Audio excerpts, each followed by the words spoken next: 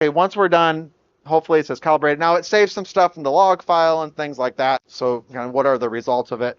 We're not going to go through this too much because it's like, whoa, what's all this stuff? But essentially, what you kind of want to see here is you've got this alpha, beta residual, and then the fit. So, so again, it's sweeping. You see the polarizer azimuth, so it's moved that around and done a bunch of measurements versus azimuth, the rotation of that optical element, and it's trying to figure out based on what the kind of the raw signal is from that. And there's a fit, which you can't see here because you have the colored curves here are your measured values of it, and it's trying to make fit a curve to that, and it's a dashed line, so they're on top of each other. That's really the main thing that you want to kind of see here is that if you see a large misfit, it probably tells you it failed anyway. but but in general, in the background, it realizes that hey, it's within a tolerance. You should be good to go. So essentially, that's sample alignment's going to be every sample. When you need to calibrate, it's put this wafer on there, align it, and run that procedure. So now the system's kind of ready for measurement, essentially. Okay, and now it really kind of gets into what do we want to measure. Okay, um, since this wafer's on there, I'm probably going to run a quick measure, relatively quick measurement of that, if that's okay. So, um, so in general, I think the manual suggests something, so I might go ahead and do something similar because I don't have a starting setup on what I want to measure. So let's do. Oh, I think it gives some suggestions here. Yeah, so like these routine test measurements. So I'll just go ahead and do, since the wafer's up there, I'm just going to do something very similar to this.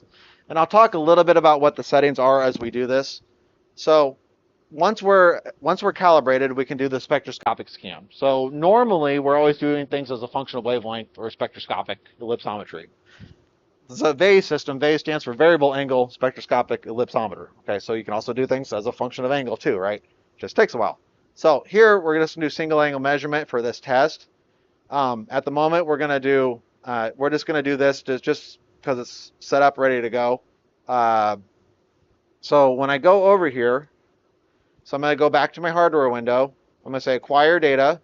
And now that I've done my alignment, I've done my calibration, I'm ready to do my scan. Okay. You can also just do a Z alignment, but the line sample does both, so we already did that. So spectroscopic scan. So these settings, so the good thing is you guys, once you have, this type of sample, this is the type of measurement I'm doing, these wavelengths, these angles, these settings, whatever you like, you can save this and then load it later. So if you know that what you like your settings for sample A type, well, use that. So you can save these settings as needed. Here, I'm just going to go ahead and just say what the manual says. So we're going to go 250 to actually let's go 200 because this system should go down to 193. So I'm gonna go lower. So 200 to 250 by 50. So right now our wavelength is in nanometers. We set that earlier. So 200 to 2500. We'll say by 50 here. Again, if you're doing a real measurement and you're trying to resolve stuff, sometimes you're doing it by 10 nanometers, so by 5. A lot of times, if you have something that's thick and you have interference oscillations in it, you'll do that in terms of photon energy instead of nanometers because your data that you're trying to resolve is equally spaced in terms of EV, not nanometers. So again, you'll experiment with that. We'll say 70 degrees. We're just doing one angle for the moment. 70 to 70. Revs, I think they do quite a few revs here for this because this is one of the routine, yeah, so 100. So I'll talk about that as this is going. Okay. And then they probably turn on the auto retarder and everything. I'm assuming. So that's kind of my typical stuff I do anyway. So I think I'll let it go, and then while it's going, because it takes a while, I'll talk about these settings, if that makes sense. So that save a little bit of time. So I'm going to turn that stuff on, and then I'll talk about what it's doing as it's going. So we'll turn that on. That one, normally I have that, but since we're already doing that many revs, I think that's why they turn that off. So they don't need it here because they already told it to do that many, but I'll tell you what that is in a little bit. I'm going to record that. Track, zone, IRC. Okay, so that's good. And again, while it's measuring, I'll talk about what it's doing, and that's fine. Okay, so I'll say save, yes. And then here, we've got to kind of put it somewhere. So I'm going to go to the C folder, WVASE. I'm going to add a quick folder here. You guys can rename it or move it later. I'll say something like Greg install. Okay, give it a file name, max 25 degrees. And then you can give it a comment if you want. First measure, no quad. And then I'll talk about what it's doing as it's going. Okay, so again, this is this type of system. I've probably said a few times, is a monochromator based system. So we're going to do ellipsometry, i.e., how did the polarized light change? So we're going to shine in polarized light. You have an initial state of polarization, whether it's linear or circular or elliptical, or we're going to actually shine a bunch of states at the sample, see how all those respond at a certain angle, certain wavelength. And then we're going to read how that polarized light changed. So let's say we shine in linear, and the sample changed it to elliptical for a certain wavelength and angle. So it went from linear for whatever reason. Okay, again, ellipsometry is not what you started with, not what you ended with. We just need all these optics to set a polarization state and read what it was. It's the transfer between. So if it went from linear to elliptical or circular or whatever it is. So we shine in multiple states by default by using the auto retarder usually. So we shine in, say, linear, different states elliptical, something near circular, to see how they all respond to the sample. And then if we get a better view of it to get the most accurate ellipsometry side delta measurement. Okay, so it changed all of these, so it's how it got from state A to state B. Okay, so that's essentially what we're recording here. So usually we're reporting that as terms of psi and delta. So again, we can go through short course stuff or whatever, but essentially what's happening here is, so if we just simplify this, again, we're seeing how p polarized light and s polarized light reflect off that sample. So in this case, remember the plane of incidence is here. So essentially p polarized light is light, the electromagnetic wave that's traveling with the light polarized in the p plane or in the plane of incidence. So as this light's traveling, your electromagnetic wave is polarized this direction. S polarized light in this case is in the plane of the sample or out of the plane of incidence. So it's this field here. So essentially you've got so if we only had p polarized light, we'd just have this. Only had s, it'd be up and down. So if you have both, so what we do is we send in multiple states, but you can combine those two states and say equal amount of p and s as it's going big, the wave's traveling. And it's what is that tracing as it's like coming towards you. So as it's coming, is it tracing a line? Is that line in the p plane, s plane, 45 degrees? You can combine orthogonal states and get that linear. So if we keep it simple and just say we're shining linearly polarized light, let's say at 45 degrees, what happens is, as it reflects off the sample, well, that sample is going to reflect the p polarized light and s polarized light differently at non-normal incidence for samples. That's why we're usually at oblique angle. So because p polarized light's going to basically have a dip or minimum near Brewster angle, s polarized light's more of a flat reflectance. So you just get more reflectance as you get more oblique. So ellipsometry is ratio in RP over RS. P polarized reflectance over S polarized reflectance or transmission. So what happens is, let's say you've got your P and your S in this case. Well, at a particular wavelength and angle, due to whatever it interacted with the sample, every interface that saw certain optical properties, how much thickness it went through. Basically, those are going to change P and S differently.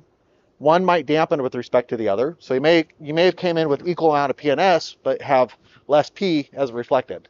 That's going to be your amplitude change or your psi value here. So psi is the tangent of psi is your amplitude, your RP over RS. Okay, so psi is your amplitude change. How much did P basically dampen with respect to S?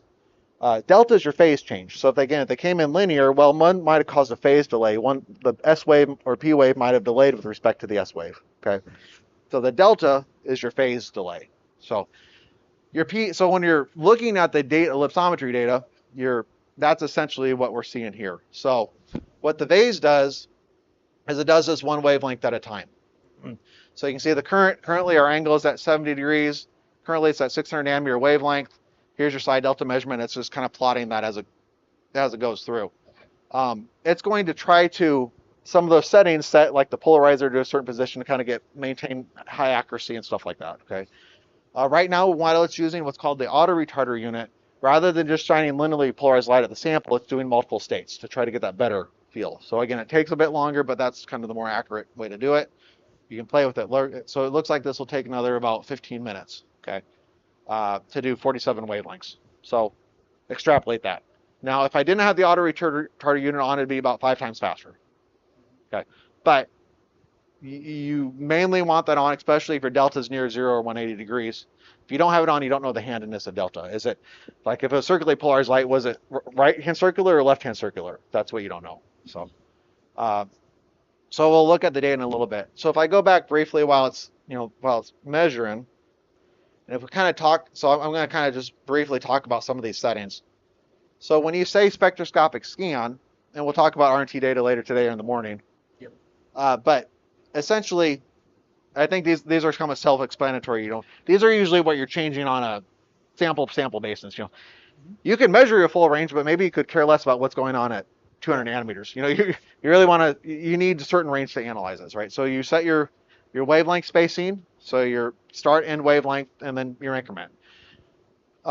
Again, you can stitch things together later, but since this system is scanning, if you're taking a spectra that's really boring, say below 800 nanometers, and then has a lot of interference oscillations above because it goes transparent out there and it's thick, well, you're going to spend a lot of, if you equally measure that in terms of nanometers, you're going to have a lot of data points over here that basically are kind of measuring a flat line.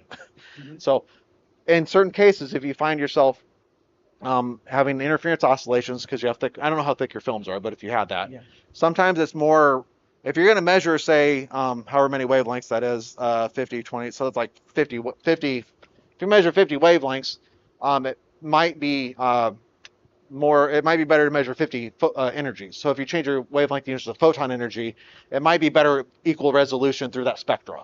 So you have to look, you can simulate that stuff, but so you don't have to measure, you can always analyze it and view it however you want, but sometimes you change that to be more efficient with your scanning.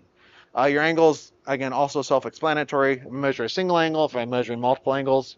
The minimum angle that we can measure here is? We can test it. I want to say with the arm like this, it's definitely can get down to 20. I think you can get down to 15, maybe 12, but I don't want to crash. So somewhere around 15 is the minimum. I don't. It depends sometimes if you have the focusing on. This is a single arm system. I think, yeah, we can play with it. It's somewhere in that range. I don't remember exactly off the top of my head. But again, most ellipsometry, you're never doing that. But again, if you're trying to get reflectance, you might. Okay. Res per measurement. So res per measurement. So remember I mentioned the analyzer, the analyzer unit is constantly rotating. Mm-hmm. So that rotates at about 20 hertz. Okay, so basically 20 times a second. So theoretically, we only need one of those revolutions to read out the polarization state. Mm-hmm. But in practice, signal to noise, all that fun stuff, we basically average over multiple revolutions to get better data quality. So your res per measurement is basically how many of those is it averaging over. So see how you have a lower reflective sample, or again, you leave the quad in and you get less light. If your data looks a little choppy, that's one way to increase your averaging time, more revs. So by default, if you just flat set it here, it's doing that many revs. Okay. So when it's rotating for one time, is it taking what is it doing? So there's multiple things going on. So you've got you've got actually multiple modulations going on. So you do have a chopper wheel in the monochromator, so we can lock on. That's so your colleague asked about room lights on off. Mm-hmm. So that's why it doesn't matter, because we're locking onto the AC beam there for the most part. There's a background recording that could be influenced, but for the most part, it's not sensitive to that part because of the lock on. But while it's rotating, it's reading basically a time dependent intensity.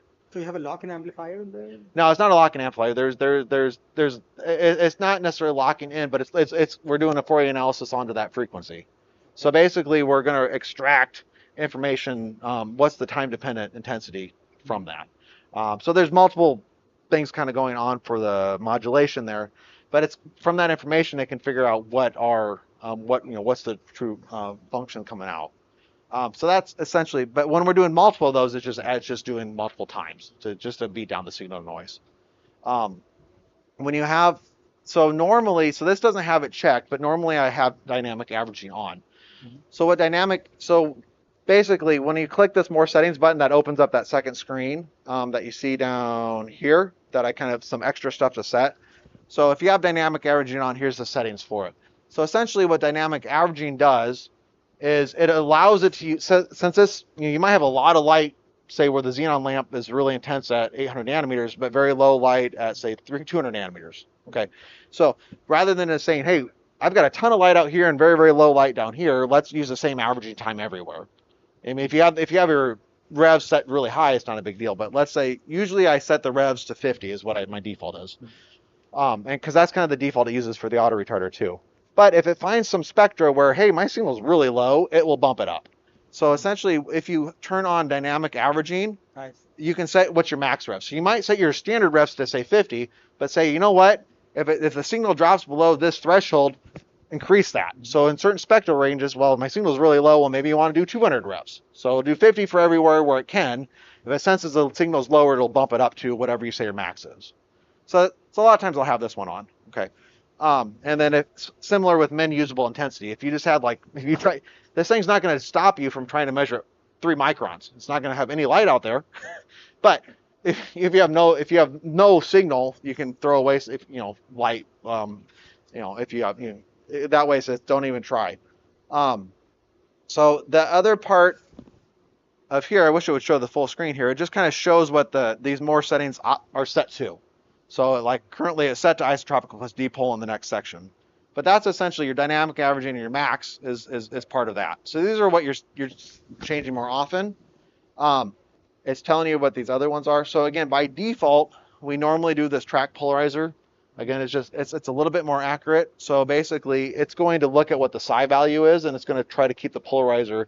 So if psi is like say 20 degrees, it's going to put the polarizer near 20. It's kind of a bit more accurate measurement for this type of instrument. You don't have to do it, but it's kind of default practice. That's what it's doing. And then if you zone average, it's actually doing a double. It does it at plus and minus, and that helps get rid of if you have alignment errors and some other stuff.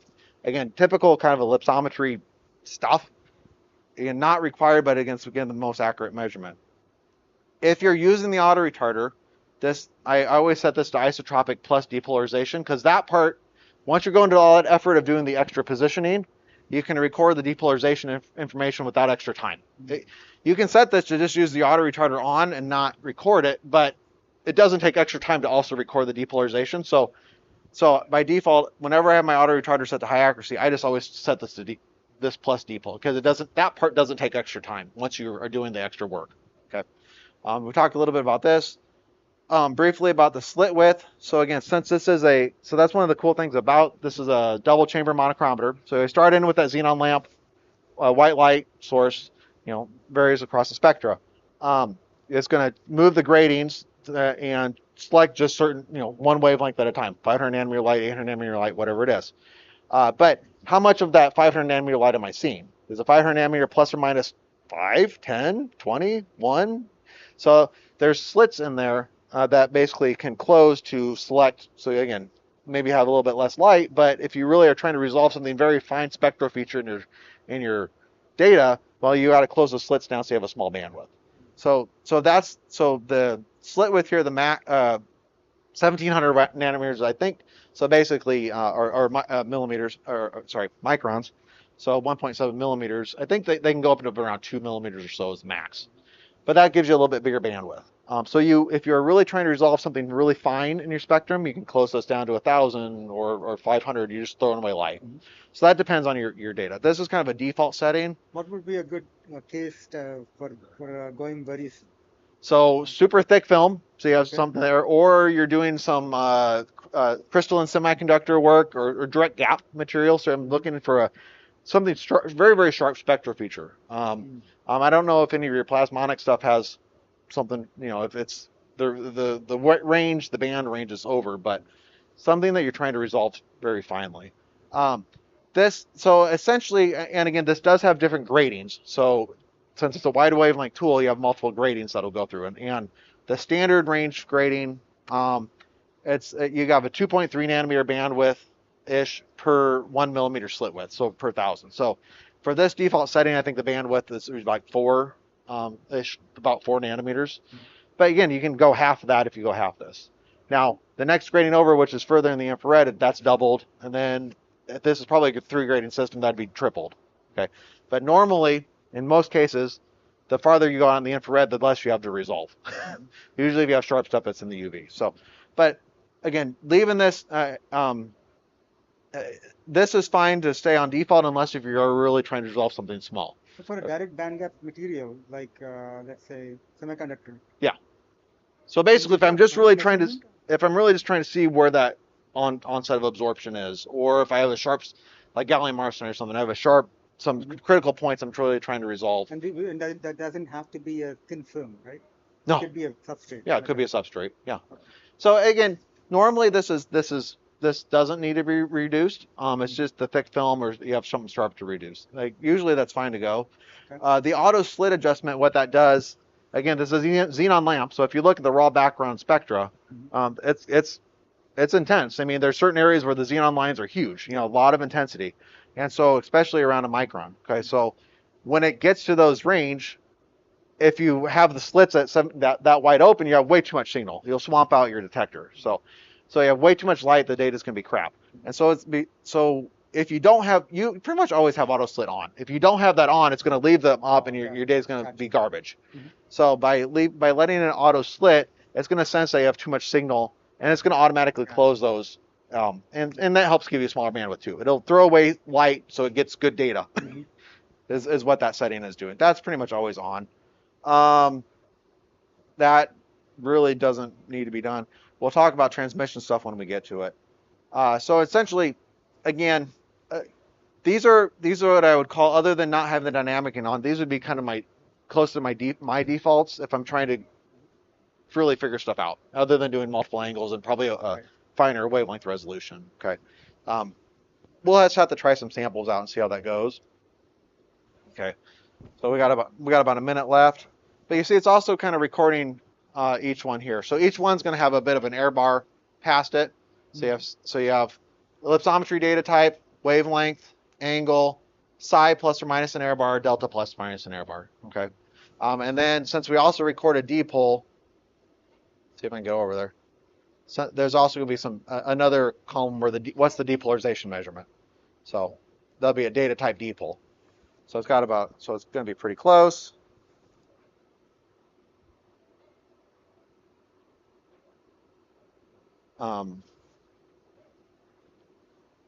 There. Also, one of the settings that said, I pretty much would always make sure you have that other setting on that says, oh, it doesn't show it here. Basically, that says save data every so many minutes, because you guys, yeah, because you want to have access to it. Now, you're not hooked up to a network right now, but a lot of times, if I'm taking a 3-hour measurement down in the lab, we're hooked up to the network. So if I'm save data every 5 or 10 minutes, and I'm really interested in what's happening, I can grab that data as it's saving and go look at it in my office computer, stuff like that. So, Cloud or? Well, just network. Again, just connect to the, just a shared network for our office. Yeah. But here you'd have to kind of hook up. But you still kind of want to do that in case you lose power or who knows what, right? So now that it's done, okay, so we're gonna now that the measurement's done here, so essentially, we kind of repeated this. I just did one more wavelength than it showed. Here, we're gonna use the model here to fit that, the standard one for this particular one. So at this particular data set here, so let's go a little bit more weight so we can see that easier. Okay, so you've got psi is your green curve, delta is your blue curve here as well. So essentially, I'm gonna minimize the hardware window at the second, maybe. Can I not minimize? No, that's not fun. So I'm gonna get rid of it, and we'll come back with it later. So we could either add layer by layer. So in the model section here, I could either add a layer, and then we could go into the map folder. Not sure why that shows it like that. WVASE, maps. So semiconductor. I could either type in SI jaw 3, go find it, SI jaw 3. So that's silicon J Woolham, and the one that covers the wider spectral range that you guys have here. That's going to add optical properties for crystalline silicon, okay? Which over this range, if I just say optical constants, so here's your, the red curve here is your refractive index, and the green curve here is your extinction coefficient, or K, your absorption down there in the UV. So we can either add these layer by layer, or this particular one, I can, rather than adding material files, which is the optical constant holders, what are the optical properties of this material, we can open up a model, which is kind of the structure. So the model was saved with these already built in it. So this one, if we go to open model, or you can see the most recent list here. So this will contain the last like 10 or whatever open models. I could say open model, or go find it in the list here. And WA's models, I'm not sure. Let's just go details. There we go. So down here, there should be a Toxjaw 3 model. And it's just going to replace it. So it already builds the structure for me. So this is kind of what this is our standard model we're using for this wafer. So basically, we've got a substrate of silicon. We've got this is a thermally grown oxide. So we have SiO2 on it. We're going to use fixed optical constants for that as well. It's about 20, 25 nanometers thick, usually in that range. And then for this material, when you thermally grow an oxide into silicon, you develop an interfacial layer in between. So that's kind of that's what we kind of published in the 90s. So this publication here, all right, I guess we updated it recently, but originally it was in the 90s. So essentially, we're going to build this structure, and in this case, I'm using optical constants. So SiO2 is going to have a much lower refractive index, 1.45. And so if I come down here and I just say generate, just to show, so if I really had this structure here with 25 nanometers of SiO2, I would predict the red curves here for sine and delta. So essentially, once we're close enough, we're going to allow the VASE, the program to fit, or to try to determine the values of interest, the fit parameters, by adjusting those to match this the best. So for example, if I come back and if I left click on this layer and I say, well, if I had 0 thickness, if I basically just had silicon with a little bit of something on it and I generated, so that's what bare silicon would look like. Okay, so essentially, it needs the ellipsometry, you want to be somewhat close. So if I had 20, and just show what that looks like, that was a good guess. Let's get away from 20. So 24. So let's get a little bit further off. Okay, so essentially what's going to happen is, if a parameter is a fit parameter, as an active parameter, when I say fit, it's going to allow those parameters to move around to try to get the best match. Now that's always the game. Like, well, what if I had 3 layers here? Well, you didn't tell me. I'm treating it as, this is what I'm treating it as. So it's only as accurate as what you know. I mean, again, you've got to have the right model. I could add some garbage here and try to fit it, and it might not match great, but it's going to give me a result. It's going to say, well, your number is this because you assume some weird model that's wrong. Okay, but in this case, so anything blue here, that's an active fit parameter. Or if I left click on it, if I turn it off as a fit parameter, notice it goes away here. So now it's a fixed parameter. So it's not going to adjust as I do a fit now. So right now we're going to fit the thickness of this. Okay, and then in the fit window, I can come up here and I can say normal fits, or a lot of times let's say right click and say normal fit, or Control F is your hotkey to do a fit. So if we do a fit, it's going to adjust my thickness in this case from 24 to 20.01. So I was just really lucky when I guessed 20. That wasn't intentional. I know it's usually closer to 20, but that's funny. And try to do a good match, okay, for that. And so we're going to check that here. So that gets a good MSE for that. That looks good. What is the MSE reactive? So MSE 1.7. So MSE is basically your mean squared error, how well the data is matching the other. So good MSE is like 1 about. Well, around 1. Again, we fit a pretty wide wavelength range for this here. What I want to check here, we'll check your angle real quick. So this sample is pretty sensitive to angle. So it got closer to a 1 for the sample, but it wanted the angle to be 0.007 off. So it's very small. So it just happens to be that this sample is pretty sensitive to the angle. So I like to see that angle within 0.2, 0.3-ish. But in this case, So what it's saying is, did I really measure light at 70 degrees, or is it away from that? Okay, this is one of the few samples, since I have good, well-known optical properties for materials, I can actually determine that. I can't just really fit the angle randomly on your porous materials or whatever, because that's going to correlate with trying to fit the optical properties. Here I'm sensitive to it. So my MSE I can get closer to a 1, which is almost like a perfect kind of fit, by allowing, so the thickness really didn't change. It went from 20.01 to 20.008. Mm-hmm. Okay, but the MSE actually had a pretty good improvement, 1.7 to 1.0. Yeah.